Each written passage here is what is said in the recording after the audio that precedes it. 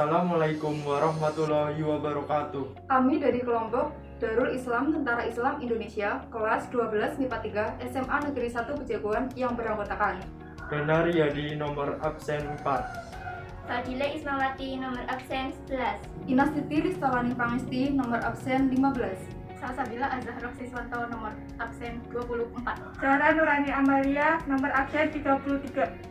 Akan menjelaskan mengenai pemberontakan Darul Islam atau Tentara Islam Indonesia yang disebut DITII. Untuk lebih jelasnya, yuk simak penjelasannya. Pemberontakan Darul Islam Tentara Islam Indonesia adalah pemberontakan yang bertujuan untuk memisahkan diri dari NKRI dan membentuk negara Islam Indonesia. Penggagas berdirinya negara Islam Indonesia adalah Sekar Maji Marijan Kartosuwiryo. Pemberontakan ini diawali dengan diproklamasikannya berdirinya Negara Islam Indonesia pada tanggal 7 Agustus 1949 oleh Kartosuwiryo. Selanjutnya, berkembang di berbagai wilayah di Indonesia. Di antaranya di Jawa Barat, Jawa Tengah, Aceh, Sulawesi Selatan, dan Kalimantan Selatan. Selanjutnya kita akan membahas mengenai DITII di berbagai wilayah di Indonesia. Yang pertama yaitu DITII Jawa Barat yang dipimpin oleh SM Kartosuwiryo, yang dilatar belakangi Kartosuwiryo menolak hasil persetujuan Renville. Ia bersama pasukan Hizbullah dan Sabilillah memilih tetap tinggal di wilayah Jawa Barat. Jalannya pemberontakan. Pada Februari 1948, Kartosuwiryo membekukan kegiatan Masyumi di Jawa Barat. Melalui konferensi di Cisayong, dibentuklah Negara Islam Indonesia dan Tentara Islam Indonesia. Kontak senjata dengan TNI terjadi pertama kali pada 25 Januari 1949. Di Jawa Barat, kemudian terjadi perang segitiga antara Tentara Nasional Indonesia, Tentara Islam Indonesia, dan Tentara Belanda. Pada 7 Agustus 1949, Kartosuwiryo menyatakan dengan resmi berdirinya Negara Islam Indonesia. Upaya penumpasan pemberontakan oleh pemerintah Indonesia. Yang pertama, jalan damai. Pemerintah RIS membentuk panitia yang bertugas menjalin komunikasi dengan Kartosuwiryo. Usaha ini gagal. Begitu pula usaha Wali Al-Fatah membujuk Kartosuwiryo untuk berunding juga gagal. Hal tersebut karena Kartosuwiryo hanya bersedia berunding jika pemerintah mengakui keberadaan NII. Yang kedua, operasi militer. Pasukan Siliwangi melakukan operasi militer. Pada 4 Juni 1962, Kartosuwiryo berhasil ditangkap di Gunung Geber, Majalaya, Jawa Barat. Kartosuwiryo kemudian dieksekusi mati di Kepulauan Seribu, Jakarta pada 5 September 1962. Yang kedua, yaitu DITII Jawa Tengah yang dipimpin oleh Amir Fattah. Latar belakang dilatar belakangi oleh kekecewaan terhadap hasil persetujuan Renville yang memaksa TNI dan Laskar Perjuangan hijrah ke wilayah RI di Yogyakarta. Jalannya pemberontakan. Amir Fattah mendirikan Majelis Islam dan pasukan bersenjata Mujahidin sebagai upaya untuk menghimpun kekuatan.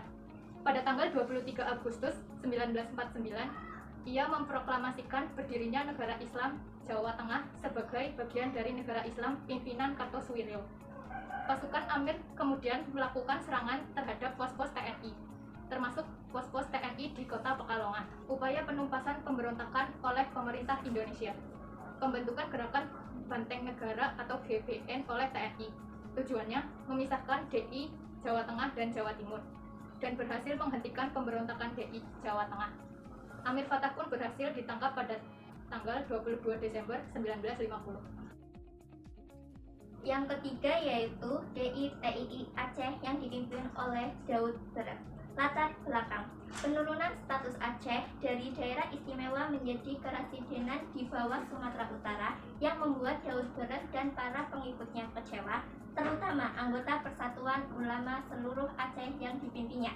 Jalannya pemberontakan. Penurunan status Aceh ini membuat Daud Berat kecewa. Ia kemudian membangun kekuatan untuk menentang pemerintah. Pada 21 September 1953, Daud Berek kemudian mengeluarkan maklumat bahwa Aceh merupakan bagian dari NII di bawah Kartosuwiryo. Segera setelah maklumat diumumkan, dilaksanakan gerakan secara serentak untuk menguasai kota-kota di Aceh dan melakukan propaganda kepada rakyat Aceh untuk tidak mendukung pemerintah Republik Indonesia. Upaya penumpasan pemberontakan oleh pemerintah Indonesia. Komandan Daerah Militer Letnan Kolonel Sejamun menerapkan kebijakan konsepsi prinsipil bijaksana. Intinya adalah menerima para pemberontak yang ingin menghentikan perlawanan dan menghancurkan mereka yang masih membangkang. Pada 17 Desember 1962, diadakan musyawarah kerukunan rakyat Aceh yang digagas oleh Pangdam 1 Kolonel M. Yasin. Secara bertahap, gerakan DI-TII di Aceh akhirnya dapat diselesaikan dan situasi keamanan di Aceh pulih kembali. Yang keempat, yaitu DI-TII Sulawesi Selatan, dipimpin oleh Kahar Muzakar. Selanjutnya, latar belakang. Ditolaknya tuntutan KGSS, Kesatuan Gerilya Sulawesi Selatan, yang menginginkan menjadi anggota TNI atau APRIS. Selanjutnya, jalannya pemberontakan. Pada 16 Agustus 1951, karena kecewa tuntutannya tidak dipenuhi, Kahar Muzakar mengajak pengikutnya masuk hutan dengan membawa senjata. Selanjutnya, pada 7 Agustus 1953, Kahar Muzakar menyatakan daerah Sulawesi Selatan menjadi bagian dari Darul Islam pimpinan Kartosuryo, dan pasukannya berganti nama menjadi Tentara Islam Indonesia atau TII. Untuk yang terakhir, upaya penumpasan pemberontakan oleh pemerintah Indonesia. Jalannya pemberontakan DI-TII yang berlangsung di Sulawesi Selatan ini juga bertahan cukup lama. Pemberontakan baru berakhir setelah Kahar Muzakar tewas tertembak dalam operasi militer yang dilancarkan TNI pada 3 Februari 1965. Yang kelima yaitu DI-TII Kalimantan Selatan, dipimpin oleh Ibnu Hajar. Latar belakang dilatar belakangi oleh program rasionalisasi terhadap tentara yang dilakukan oleh pemerintahan yang bertujuan untuk meminimalisir jumlah personil angkatan bersenjata dan menempatkannya kembali di bawah pimpinan pemerintahan pusat. Program tersebut menimbulkan ketidakpuasan di kalangan kesatuan pimpinan Ibnu Hajar. Karena dengan program tersebut, tidak semua anggota pasukan Ibnu Hajar bisa masuk menjadi anggota TNI.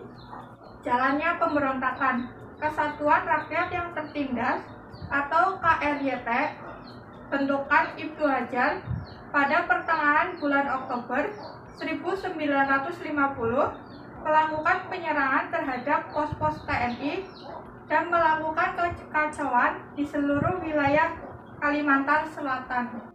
Upaya penumpasan pemberontakan oleh pemerintah Indonesia. Pemerintah Indonesia pun bertindak tegas dan melakukan gerakan operasi militer yang dikirimkan ke Kalimantan Selatan untuk menumpas pemberontakan Ibnu Hajar.